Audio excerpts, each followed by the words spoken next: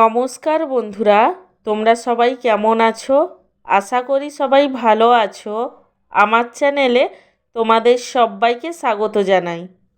আজকে আমি আমার ডিনার থালির ভিডিও তোমাদের সাথে শেয়ার করব। আজকে আমার ডিনার থালিতে রয়েছে গরম গরম রুটি, তার সঙ্গে রয়েছে এক টুকরো কাঁচা পেঁয়াজ, একটি কাঁচা লঙ্কা, আর রয়েছে মিক্সড ভেজ এবং মটর পনির। আমার আজকের এই সিম্পল ডিনার থালির ভিডিওটি তোমাদের কেমন লাগলো সেটা কমেন্ট করে জানিও। আর ভিডিওটিকে লাইক এবং চ্যানেলটিকে সাবস্ক্রাইব করতে একদমই ভুলো না।